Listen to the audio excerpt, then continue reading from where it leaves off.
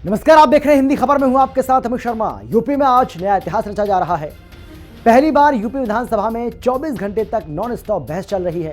13 अगस्त को सुबह 11 बजे शुरू हुई चर्चा ये 14 अगस्त दोपहर 2 बजे तक चलने वाली है। इस विशेष बहस की थीम है विकसित भारत, विकसित उत्तर प्रदेश 2047। मुख्यमंत्री योगी आदित्यनाथ ने सभी मंत्रियों को निर्देश दिया है कि वो अपने विभागों की पिछले 8 साल की उपलब्धियों का रिकॉर्ड सदन के सामने रखें और यूपी सरकार के मंत्री बारी बारी से अपने विभाग का विजन डॉक्यूमेंट पेश कर रहे हैं, जिससे अखिलेश यादव और उनकी पार्टी की टेंशन बढ़ गई है। सपा अध्यक्ष अखिलेश यादव ने यूपी सरकार पर हमला बोला है और कहा कि भाजपा सरकार को विजन नहीं, रीजन डॉक्यूमेंट निकालकर बताना चाहिए कि उन्होंने किस रीजन से अपना एक भी वादा पूरा नहीं किया, जिस पर योगी के मंत्री ने सपा को 2017 से पहले के माफिया राज की याद दिला दी। देखिए हिंदी खबर की ये स्पेशल रिपोर्ट।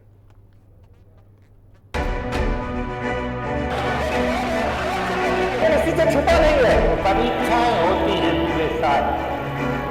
उपयोग हो भारतीय जनता पार्टी विषय किसी विषय को लेकर आई। योगी का विजन 2047, मिशन विकसित यूपी का। योगी के मंत्री का प्रेजेंटेशन, एसपी की नई टेंशन। 24 घंटे नॉन स्टॉप विधानसभा, सपा वालों के लिए क्यों तमाशा। उत्तर प्रदेश विधानसभा चुनाव में अभी 1.5 साल से ज्यादा का वक्त है, लेकिन यूपी में अभी से 27 की जोर आजमाइश शुरू हो गई है। सियासी दल अभी से अपनी रणनीतियों पर काम करना शुरू कर चुके हैं। फिलहाल यूपी में विधानमंडल का मॉनसून सत्र चल रहा है। विजन डॉक्यूमेंट 2047 पर 24 घंटे की नॉन स्टॉप चर्चा हो रही है, जिससे योगी विरोधियों की बेचैनी बढ़ गई है। विधानसभा में एक तरफ योगी के मंत्री 2047 तक कैसे यूपी को विकसित बनाया जाएगा उसका रोड मैप रख रहे हैं, दूसरी ओर समाजवादी पार्टी के नेता 2027 का अपना रीजन डॉक्यूमेंट जारी कर बीजेपी को घेरने की कोशिश कर रहे हैं। मुख्यमंत्री योगी आदित्यनाथ जी के नेतृत्व वाले उत्तर प्रदेश के 8 वर्षों में विकसित भारत, विकसित उत्तर प्रदेश 2047 की मजबूत नींव रखी गई है। शिक्षा, स्वास्थ्य, कृषि, उद्योग, अवसंरचना, इंफ्रास्ट्रक्चर, सुरक्षा, निवेश, सुशासन, सामाजिक कल्याण और महिला सशक्तिकरण, हर क्षेत्र में नया मानक स्थापित किया गया है। नीति निर्माता हो या प्रशासक, शोधकर्ता हो या जनप्रतिनिधि या कोई जिज्ञासु नागरिक, यह केवल यही नहीं दर्शाता है कि प्रदेश कहां पहुंच चुका है, बल्कि ये भी बताता है कि वह किस दिशा में और कितनी तेजी से आगे बढ़ रहा है। माननीय प्रधानमंत्री जी के सबका साथ, सबका विकास, सबका विश्वास, सबका प्रयास और माननीय मुख्यमंत्री योगी आदित्यनाथ जी के सेवा, सुरक्षा, सुशासन के संकल्प में मिलकर जो नया उत्तर प्रदेश गढ़ा है, ये उसी नवगठित पहचान की झलक है। ये विजन डॉक्यूमेंट है और विजन डॉक्यूमेंट पर कभी चर्चा हो, लेकिन आपने उसमें कितने विजन को पूरा किया, कितना आपने जो रखा था 27 से 22 करना चाहिए था, और ये 22 है, वो अभी तक हुआ नहीं और आप 47 तक का ले आए हैं। इस देश पे, प्रदेश पे 2022 में पूरी जनता ने संकल्प पत्र के आधार पर ही दोबारा योगी सरकार को चुनकर भेज दिया। क्या मांग रहे, ये जनता ने इस प्रदेश की 25 करोड़ जनता ने उसके ऊपर मोहर लगाई। ये कैसा मांगेंगे हमारे बात? इनके पास तो सिर्फ विपक्ष, सिर्फ अराजकता फैलाना, केवल अराजकता फैलाना, और आज भी ये सदन के नियमों और परंपराओं के विरुद्ध है। मानवर इस प्रकार के स्लोगन दिखा, ये छुपा कर लाए, ये छुपा कर लाए मानवर। ये उचित नहीं है। आप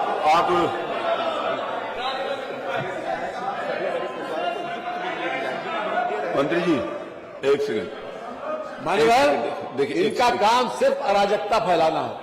प्रदेश की जनता ने की बात करना, जनहित की बात नहीं है, 2-3 बार लगाई मान्यवर। कोई भी चुनाव हो, चुनाव सबसे बड़ा पैमाना है जनमत का, प्रदर्शन का, और इसलिए इनको इस बात का कोई अधिकार नहीं है। इनको आपको जनादेश मिला है विपक्ष में बैठने के लिए, लेकिन अराजकता फैलाने के लिए आदेश नहीं मिला। योगी सरकार ने विधानसभा के मॉनसून सत्र के दौरान विकसित यूपी के विजन को पेश किया है। सरकार का कहना है कि इसे नीति आयोग और विशेषज्ञों के सहयोग से तैयार किया गया है, जिसमें समाज के हर वर्ग की सहभागिता सुनिश्चित की जाएगी। सरकार की तरफ से विधानसभा में 28 मंत्री अपना प्रेजेंटेशन दे रहे हैं, जबकि विधान परिषद में 18 मंत्री विजन 2047 को लेकर बोल रहे हैं। जबकि सीएम योगी आखिर में सदन को विजन डॉक्यूमेंट 2047 के मुद्दे पर संबोधित करेंगे। डिप्टी सीएम ब्रजेश पाठक ने सपा पर तीखा हमला बोलते हुए कहा कि सपा के कार्यकाल में अपराधियों का बोलबाला कैसा था कौन नहीं जानता। बदमाश खुलेआम घूमते थे और कानून व्यवस्था पूरी तरह चरमराई हुई थी। इनके राज में एक हफ्ते बिजली दिन में और एक हफ्ते रात में आती थी। उत्तर प्रदेश की कानून व्यवस्था की माननीय अध्यक्ष जी इतनी बुरी हालत थी, हत्या डकैती लूट बलात्कार करने वाले लोग सरकारी संरक्षण में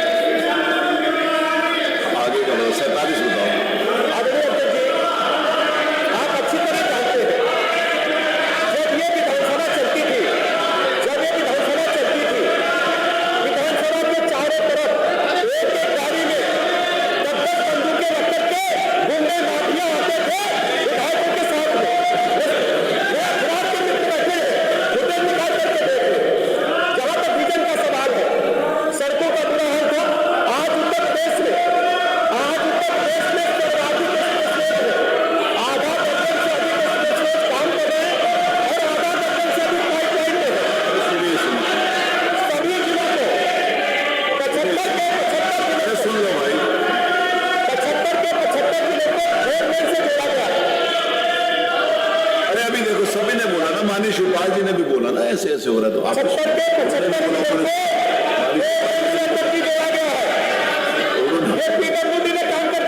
देखिए, और मैं बता दूं, हमारे विपक्ष के साथी बैठे अपने सीने पर हाथ रख के बता दें, इसी प्रदेश में सत्ता से पहले एक हफ्ता बिजली दिन में आती थी, एक हफ्ता रात में आती थी, रोटेशन चलता था। विजन 2047 पर चर्चा के दौरान जल शक्ति मंत्री स्वतंत्र देव सिंह ने डबल इंजन सरकार की उपलब्धियों को रेखांकित करते हुए कहा कि 2017 से पहले उत्तर प्रदेश को बीमारू राज्य कहा जाता था, जहां निवेशक और व्यापारी पलायन कर रहे थे। लेकिन अब प्रदेश ने राष्ट्रीय जल पुरस्कार प्राप्त किया है।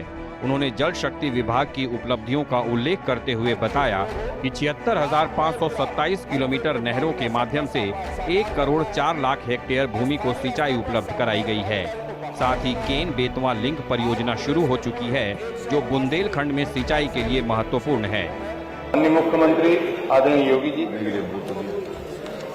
ईमानदारी के साथ गरीबों की सेवा कर रहे हैं, समर्पण के साथ सेवा कर रहे हैं, किसी को तकलीफ न हो।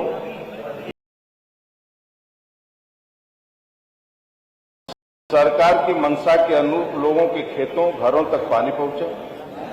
सिंचाई विभाग की जो व्यवस्था बनी थी, कहीं पर 1 फसल कहीं पर 2 फसल, इस प्रकार राज्य में नहरों की रचना थी। अध्यक्ष जी, ये बहुत पुरानी 2 वर्ष के ऊपर की रचना है। आजादी के बाद भी काम हुए, लेकिन 2014 के बाद योजनाबद्ध तरीके से काम शुरू हुआ।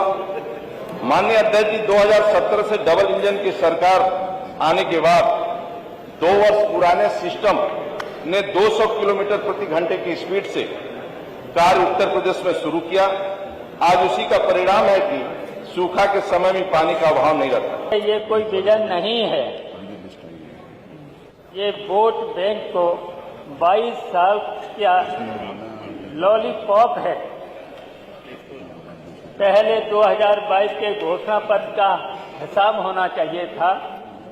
अध्यक्ष महोदय, भविष्य की बातें बाद में होंगी, पहले अतीत का हिसाब होना चाहिए था। अध्यक्ष जी, 2022 के चुनाव में भाजपा ने क्या क्या वादे किया था और आज 2025 में क्या हुआ? क्या आपके सभी वादे पूरे हो गए? कोई वादा अभी तक पूरा माननीय अध्यक्ष ये नहीं हुआ है इनका, तो कैसे उम्मीद करें 2047 में ये क्या करेंगे? योगी सरकार के विजन 2047 ने अखिलेश यादव की पार्टी की टेंशन बढ़ा दी है और सपा ने आरोप लगाया है कि बीजेपी अभी तक 2022 में किए चुनावी वादों को तो पूरा कर नहीं पाई है, लेकिन विधानसभा में 2047 का काल्पनिक विजन लेकर आ गई है। सपा के वरिष्ठ नेता शिवपाल यादव ने यूपी सरकार को घेरते हुए कहा कि आज की भूख का हल नहीं और कल के सपनों का सौदागर बनकर घूम रहे हैं, यानी जब लोग बूढ़े हो जाएंगे तब होगा विकास। साथ ही शिवपाल यादव ने कहा कि ये कोई विजन नहीं है, बल्कि ये वोट बैंक को 22 साल का लॉलीपॉप है। भविष्य की बातें बाद में होंगी, पहले अतीत का हिसाब होना चाहिए था। 2022 के चुनाव में बीजेपी ने क्या क्या वादे किए थे और 2025 में क्या क्या हुआ। 8 वर्षों की अथक परिश्रम और ईमानदारी से काम करने का नतीजा ये है कि आज पब्लिक परसेप्शन ये बना है कि उत्तर प्रदेश जो कभी को बीमारू राज्य हुआ करता था, आज उत्तर प्रदेश एक प्रोग्रेसिव राज्य के रूप में डेवलप हुआ है भारत। इसलिए मैं विशेष रूप से उत्तर प्रदेश के मुख्यमंत्री जी को इस बात के लिए बधाई देता हूं। माननीय, बड़ी मुश्किल से कोई सुबह मुस्कुराती है और गम की हर शाम दबे पांव चली आती है कि वक्त लगता ही नहीं जिंदगी बदलने में, पर बदलने में वक्त जिंदगी लग जाती है।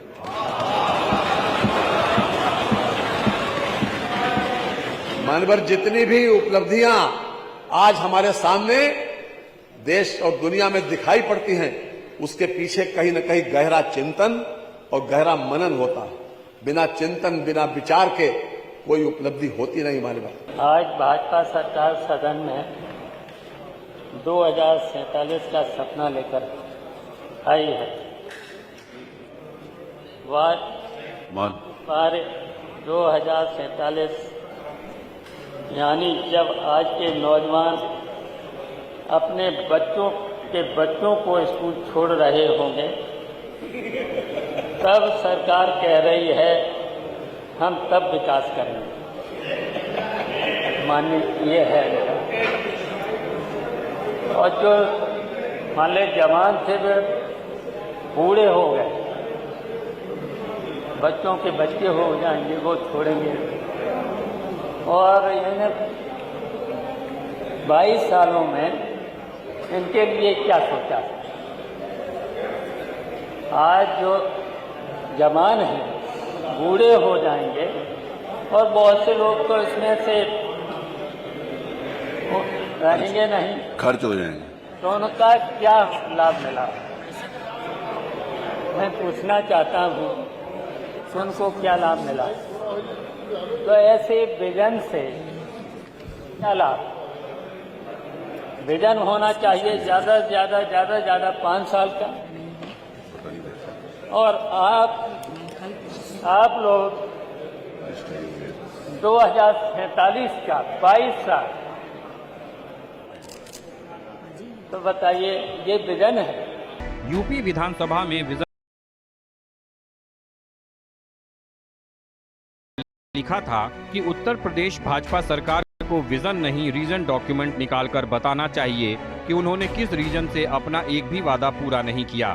और सपा के नेता इसी रणनीति के साथ विधानसभा में अपना जवाब दे रहे थे। लेकिन इन सब के बीच योगी सरकार के मंत्री सरकार के एक एक काम को गिनाते नजर आए और 2024 का रोड मैप भी सदन को बताया। मंत्री ए.के. शर्मा ने सदन को बताया कि उनकी सरकार प्रदेश के लोगों को 24 घंटे बिजली देने के मिशन पर तेजी से काम कर रही है। 2047 में और मैं 2047 में जैसा कि यहाँ कहा गया कि उसके बहुत पहले हम 24 घंटे बिजली, क्वालिटी बिजली हम देश के प्रदेश के नागरिकों को, और उसके लिए हम सारी व्यवस्थाएं कर करके हम आगे रोज दिन प्रतिदिन हमारी मकामों, हमारी जद्दोजहद, हमारा जो प्रयास है इसी दिशा में है कि हम नागरिकों को गुणवत्तायुक्त 24 घंटे कैसे बिजली देना हम शुरू करेंगे। माननीय देवता महोदय, अभी बात हो रही थी उस दिशा में। अब आप कहेंगे कि 2047 से बड़ा दूर है या 24 घंटा जब करेंगे वो भी बात पता नहीं कब आएगी। वर्तमान में मैं बात कर रहा हूं। अब आपके समय 2012 से 17 तक देखिए, हम अतीत की बात माननीय नेताजी ने कहा। तो इसलिए आपके समय 2012 से 17 तक जो पीक डिमांड का औसत था 13,000 मेगावाट हुआ करता था, माननीय अधिष्ठाता महोदय, और इस समय हम 31,000-32,000 मेगावाट की बिजली इस बार हम इस गर्मी में हमने दिया है। विजन होना चाहिए देश के लिए भी और प्रदेश के लिए भी, पर अफसोस की बात यह है कि विजन को पूरा करने के लिए दृढ़ इच्छा शक्ति की आवश्यकता भी होनी चाहिए, जो सरकार के पास दिखाई नहीं देती। और सबसे बड़ा प्रमाण उसका ये है माननीय अधिष्ठाता महोदय कि इतने गंभीर विषय पर जब हम उत्तर प्रदेश के भविष्य की संरचना कर रहे हैं, उस वक्त भी सरकार मात्र 24 घंटे की चर्चा करा रही। मैं तो सहमत थी, हम सब सहमत थे, पूरा माननीय नेता प्रतिपक्ष ने प्रस्ताव भी रखा था कि इस सदन को और बढ़ाया जाए, इस पर विस्तार से चर्चा होनी चाहिए। आज यहाँ पे 403 सदस्य जो बैठे हैं, जो प्रदेश की 25 करोड़ आबादी का प्रतिनिधित्व करते हैं, कम से कम सदन में प्रत्येक सदस्य की बात आनी चाहिए, उसके क्षेत्र की, उसके गांव की, उसके जिले की बात आनी चाहिए, तभी ये विजन डॉक्यूमेंट पूरा होगा। मथुरा में श्री बांके बिहारी मंदिर न्यास निर्माण को लेकर उत्तर प्रदेश सरकार ने बड़ा कदम उठाया है। विधानसभा में उत्तर प्रदेश श्री बांके बिहारी जी मंदिर न्यास विधेयक 2025 को ध्वनि मत से पारित कर दिया गया। योगी सरकार के इस कदम से मथुरा में मंदिर न्यास निर्माण का रास्ता साफ हो गया है। अध्यादेश में स्पष्ट किया गया है कि मंदिर के चढ़ावे, दान और सभी चल अचल संपत्तियों पर ट्रस्ट का अधिकार होगा। बता दें कि श्री बांके बिहारी मंदिर निर्माण अध्यादेश का उद्देश्य मथुरा के विश्व प्रसिद्ध श्री बांके बिहारी मंदिर के मैनेजमेंट, वर्किंग, संरक्षण और श्रद्धालुओं को दी जाने वाली सुविधाओं को आधुनिक बनाना है। अध्यादेश के तहत श्री बांके बिहारी मंदिर न्यास का गठन होगा, जो मंदिर के प्रशासन, चढ़ावे और चल अचल संपत्तियों का मैनेजमेंट करेगा। ट्रस्ट में 18 सदस्य होंगे, जिनमें 11 मनोनीत और 7 पदेन सदस्य होंगे। 11 मनोनीत सदस्यों में से 3 वैष्णव परंपरा के, 3 सनातन परंपरा के, 2 गोस्वामी परंपरा के विशेषज्ञ और 3 प्रतिष्ठित व्यक्ति शामिल होंगे। 7 पदेन सदस्यों में जिलाधिकारी मथुरा, वरिष्ठ पुलिस अधीक्षक आदि कई अफसर हो सकते हैं। सभी ट्रस्टी सनातनी हिंदू होंगे और कार्यकाल 3 साल का होगा। बता दें कि सुप्रीम कोर्ट और इलाहाबाद हाई कोर्ट में बांके बिहारी मंदिर निर्माण अध्यादेश की वैधता को चुनौती दी गई है। सुप्रीम कोर्ट ने 4 अगस्त 2025 को अध्यादेश की वैधता पर सवाल उठाए थे और मंदिर प्रबंधन के लिए एक समिति गठित की थी। इस सबके बीच बांके बिहारी मंदिर न्यास विधेयक अध्यादेश पास होने से उम्मीद है कि मथुरा वृंदावन में बांके बिहारी कॉरिडोर की अड़चनें भी दूर हो जाएंगी। साथ ही योगी सरकार अपने बाकी मिशन को भी इसी तरह से कामयाब बनाने में जुटी हुई है और इसी का रोड मैप विधानसभा में विजन 2047 के जरिए सदन के सामने रखा जा रहा है। हिंदी खबर की स्पेशल रिपोर्ट।